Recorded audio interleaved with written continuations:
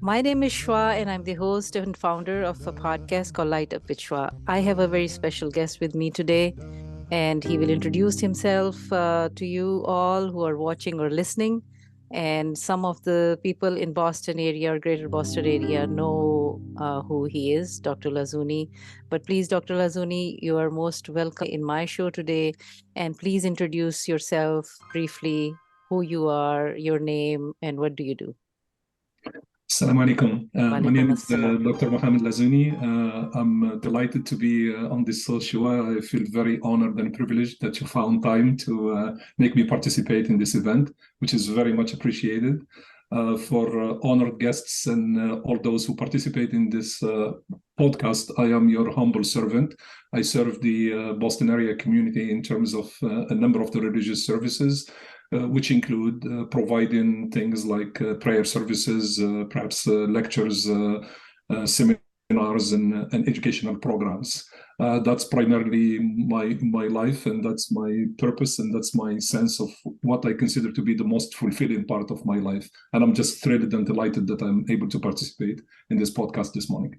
I really appreciate that. Thank you. But aren't you a physicist, or what is your other side of Yes. profession? Can you share that briefly, please? In terms of my training, I separate life into two things: the things that are worth living for, and the things that one has to go and train in order to put food on the table.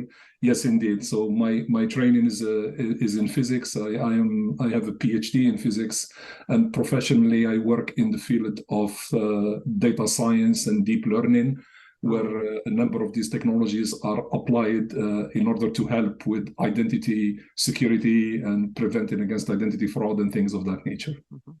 Before we begin on the topic of fasting, because your background is so fascinating to me, and I don't know if I will have a chance to talk to you about this briefly, do you see the connection, or you have made the connection? Because I have listened to not hundreds, but multiple numbers of your lectures and your sermons, whether it is in the capacity of Islamic Center or outside. Do you think your work has connected, or have you found some connection to describe or, explain your lectures on Islam? Yes, I do. At least the way I understand things, follows a rather simple mental model. Obviously, I'm a believer. I'm grounded into a faith tradition called Islam. And so, what informs my perspective to answer your question is this particular perspective. So, the way I see the world, if you wish, there is the natural world that we experience via our senses, and the natural world has its own grammar in order to understand it. And because of the extraordinary development of mankind, you could say that the language that the natural world speaks is really the language of mathematics that translates into the various things that we experience, which then has a form that shows up as physics or chemistry or biology or geology or a number of these disciplines that allow us to understand nature better. My belief, however, is that parallel to and coherently with this experience of the natural world, there is a metaphysical or a supernatural world which needs to be apprehended via some other language or some other understanding. And to me, the other language or the other understanding, which is the grammar of the metaphysical world, is the revelation. Obviously, because I'm grounded in Islam, I'm more familiar with the Quran as the revelation of Islam that, if you wish, explains to us or eases us or gives us insights into that metaphysical world. And the direct answer then to your question is that my world is to exist at the intersection of these two things. That's how I reconcile and coherently put the two pieces together. Thank you so much. Yes. Do you fast? Yes, I do. Okay. And why do you do? The reason for me is quite simple. The way that our religion is taught to us and the way we follow it is we begin with the premise that Islam is built on 5 pillars. Because of this choice of the language and the way that Islam describes itself, when something is obviously built on 5 pillars, it means that the 5 pillars are critical to the foundation and the safety and the sound meaning of that particular building. One of those 5 pillars is fasting. Fasting in this context of the definition of how I just couched it within the teaching of Islam, being a pillar of Islam, is a ritual of worship that is enjoined and obligatory on all Muslims to perform in order for their edifice, this religious experience, to be complete. And that's the primary motivation for me. Said very simply, in fasting, I am obeying the command of my Creator. Yeah, thank you. So from your answer, your reply, it seems that it is important to you to follow the command. Very much so. Is it? Do you find it this command? Is it beneficial for you? The very definition of everything in Islam in terms of the commands, enjoining the commands or following the commands or meeting the requirements of the commands, the very nature of each and every one of them is this exact idea that you raised. They are inherently beneficial to us. Now, the term benefit here goes back to the introduction of the early question that you shared with me.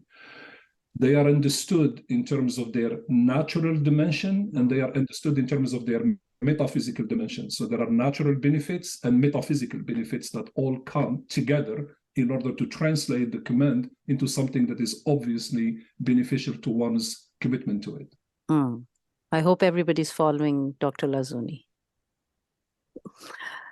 So is there the prescription of fasting through where we learn from as a practicing Muslim is the Quran? And in your experience and in your knowledge and study, do you know what is the prescribed age to fast? Because I'm asking these basic questions just to explain to people who would be like, okay, why are you asking basic questions? This is for people who follow the faith, who are a little away from it, and also not practicing in some ways, and also for those who are learning about Islam and fasting, because there is a lot of interest nowadays. So that's why I'm asking these basic questions. Just an explanation, please. Thank you very much. I don't see it as a basic question. I mean, no question is really basic. They are all very, very important for people who are searching for their own vocation and their way home, but that are at different stages of their journey. And obviously, for each one of them, they can benefit from one insight versus the other. So for all those who are looking for these, call them preliminary answers in order for them to start their journey, to them, these answers are critical and as advanced as any other answers. So let us start with the beginning in terms of where it comes from, and then we can build on it. And you can please, if you can recite or translate the verse from the Quran, I will appreciate that. Thank you. So the primary verse that drives us towards enjoining this particular command is the verse that comes in the Quran, chapter 2, verse 183. So that's, for those who are familiar with the Quranic scripture, it will be Surah Al-Baqarah and verse 183. So the verse reads as follows: بعد أعوذ بالله من الشيطان الرجيم يا أيها الذين آمنوا كتب عليكم الصيام كما كتب على الذين من قبلكم لعلكم تتقون. Roughly translated, it means, O ye who believe, fasting is enjoined upon you as it is enjoined upon those nations that came before you, so you may find God consciousness. So the verse is in of itself self-explanatory because it provides 2 dimensions that are very important.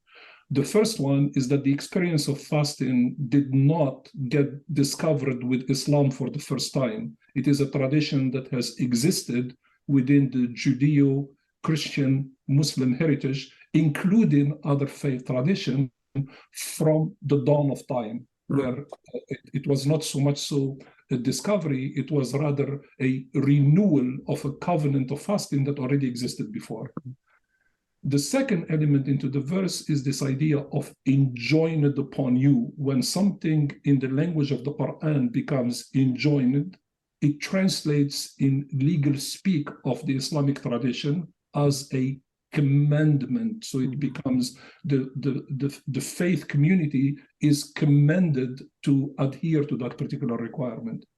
And the third part of the verse, which is perhaps the most insightful in terms of the value of the verse, is that there is a purpose to the exercise. Why is it that this tradition that has been known since the dawn of time is being renewed and upped with the Muslims, and they are commanded to adhere to it, so you can cultivate God consciousness, so you can become conscious of your God through this ritual of worship that's called fasting. Okay, so that provides us with the source, the authenticity of where it came from, and the purpose that is behind it. Now we transition from that to the mechanics of how do we put it into practice. Obviously, fasting empathizes with the human condition. There are certain people of a certain age that would not be candidates for fasting. We cannot expect a 2-year-old or a 5-year-old to fast. That would be anathema. It would not make sense. We cannot expect an elderly person who might be on a regimen of some medical care or some diet or things of that nature to be subject to the rigor of fasting. So, or perhaps a pregnant mother, or perhaps a baby nursing in a mother that needs to make herself available. So we will not spend all of our time dealing with the exceptions. We will come back to the beginning. So what is the age at which this command goes into effect? The age at which this command goes into effect, according to Islamic law, is the transition to adolescence and puberty. So the moment that somebody crosses over the age of puberty, which is dictated by biological and hormonal changes within the person, so there isn't a prescribed age, there is rather an experience that each human being, male and female, will experience to realize that they have moved from a certain age and morphology and physiology of their body into another one in order for them to transition to now being required to fast. So that's how the pieces come together, and that's how it is executed and implemented within our tradition. Thank you. My pleasure. Happy to share that. I think the first one, which is probably, to me personally, one of these 5 benefits that might be the most important of all, is the idea of meeting the desire of the one I love. My creator, this creator that I love and I adore, has prescribed this particular command for his pleasure, for me simply to oblige and be at the roll call to say to my creator, I'm here, I'm showing up, and I'm doing what you desire me to do, if you wish, has enough value, enough meaning, and enough impetus, and as well as motivation to do something that perhaps by far trumps anything else. Because to just know that this thing that I am doing, if it is done sincerely and if it is done correctly, is going to please my creator, that sense of pleasing has enough value that it perhaps overshadows everything else. So that would be one of the benefits that one can think about. Perhaps another benefit comes, as you know, the sources of our tradition are both the Quran and the Hadith. The Hadith is the tradition of the Prophet, peace be upon him, that gets shared in terms of either speech or action or any other forms. In one of the reports that the Prophet, peace be upon him, reported to us is God's reaction to somebody who fasts. That is recorded, and the Prophet, peace be upon him, reported that. And he said in the Hadith, إِلَّا الصَّوْمَ فَهُوَ لِي وَأَنَا أَجْزِي بِهِ. So this is the Prophet reporting on what God disclosed to him as his reaction to the pleasure of a person who fasts. And the translation of the Hadith goes a little bit like this. God said to the Prophet, peace be upon him, except fasting, it is for me, and I reward for it as I see fit.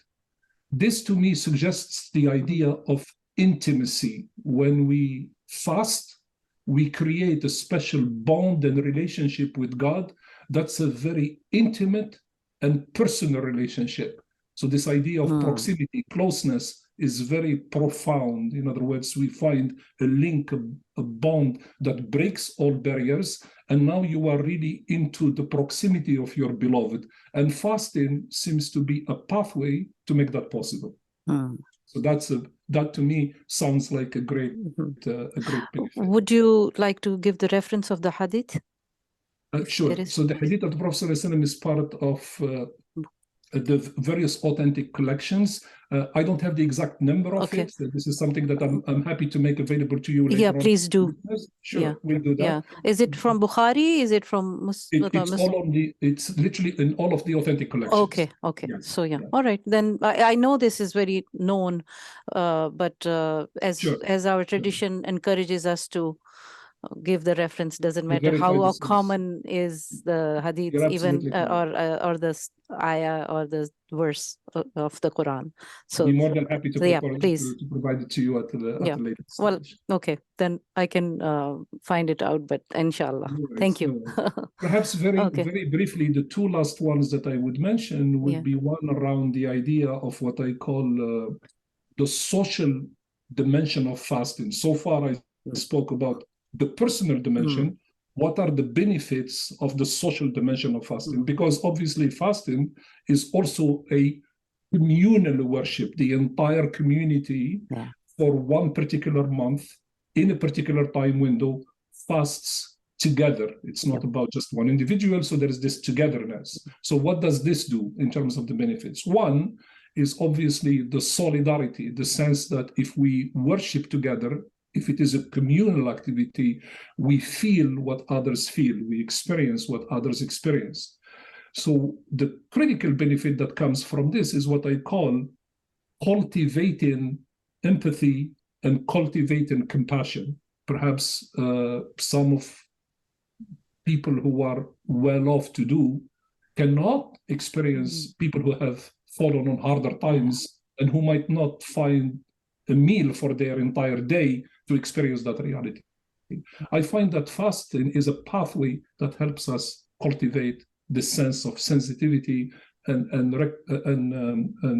recognition of the human condition, and to empathize with it in action, not in words, but in action, in order to ourselves and others all become better human beings. So these are some of the benefits that somebody can reflect on. Do you think that how can these be cultivated? I mean, I understand it. How can we cultivate this early on, or is it once you have to go through life in order for you to cultivate these concepts and these understanding? My understanding of most things that need to be cultivated, they are a labor of love and a significant amount of practice and learning. So one cannot obviously exist into an ivory tower isolated from all other human beings, not understanding the pain and the hardship that other people endure, not being connected to the suffering of other people that endure. And obviously, if they are disconnected from that reality, it becomes very, very hard to connect to the reality of the world. However, in being engaged, in being present, in being always there, in learning, in being open to experiences, in witnessing, in being witness for mankind, and in witnessing what happens, and taking small steps, staying with them, working with them, cultivating them, learning about them, going to learned people to learn from them, all of this accumulates into the betterments of oneself in order, hopefully, with God's will, one day to become a better human being, or a better image of ourselves, at least to begin with. True. So coming with this in the same line of thought, caring and having this love for the Creator and for the Prophet also, personally, this is more of my question. It continues. As I'm aging, I understand that I am more inclined. But for an average person, for an average Muslim, so I don't even want to go to the people who are not following the faith, but for the Muslims who are lagging or careless and self-included in praying, or let's say not really having that passion for the rituals even, or to understand the Quran, or engage the way I have understood that we are supposed to engage. How are we uh, to really learn from the scripture, from the Quran and from the seerah of the Prophet, from the life of the Prophet, unless what do we do in order for us, for the young, especially for the youth, for what can parents do to cultivate that care and love for the Creator and for the Prophet Muhammad, peace be upon him? It's a very profound and a very serious question, and I think it would be rather arrogant and difficult for somebody to claim that there is a recipe. In other words, here are the 3 steps that we would take, Yeah. and this will work. So Sure. Yes. Go ahead. I wish to begin there to say that perhaps whatever I'm going to say, it is really a suggestion for everyone to take it and further develop it and refine it in order to really make sense of it and go on. So the first step to anything, obviously, for us to begin an improvement plan or a walk towards a betterment of anything, is to take stock and understand the condition as it exists today. So we will all differ in terms of what our starting point should be. Are we totally disconnected from divine love? Are we connected to divine love and we don't do enough of it? So all of these are going to take a very personal and very serious introspection that every one of us will have to undertake. And I take the position that our young people are more mature than we give them credit for. So sometimes what happens is that the reason for which we might rush into the assessment that it's not mature enough is because we haven't been able to connect with the right language or on the right themes or on the right points of interest. So we all have a role that needs to be highly cooperative in order to give our plans a chance for success by starting on the right footing towards the journey. So that would be the first thing that I would advise. When we take stock, we take it by being open-minded, by assessing that starting point in a way where everybody has a voice and everybody has a desire to go to where we need to go. Now comes the second part. Obviously, painting the future, painting a desirable state to someone to say that we are on a journey to cultivate divine love, we have to have a language, a prescription towards that thing. So what is this thing that's called divine love? What is this experience does? Some people have the skill and the benefit of understanding very abstract ideas, and some people wish to have things that are more tangible and more practical to them. So in some cases, perhaps the idea of translating divine love has to be translated into things that are more practical in their nature, which is, what does it mean to me? How is this going to make my life better? Why does this have meaning to me? And for others, perhaps they have the maturity and they have the speed at which they can grasp some of these, call them abstract nature of these ideas, and lead others in going faster towards that particular objective. Our job, whether it is parenting, coaching, teaching, or helping, is to understand the difference between the needs of one versus the other, and to feed one versus the other at different paces, because obviously we are all unique and special human beings, and there is no one solution that fits everyone. So that's the second one. And the third one is practice and practice and practice and practice. As it is very well known and very well documented, it takes 10,000 hours to master skill. 10,000 hours. A violin player or a painter or a sculptor or a mathematician or a scientist or a poet, they don't spring to action one good morning and just all of the stars smile upon them and life starts to just work.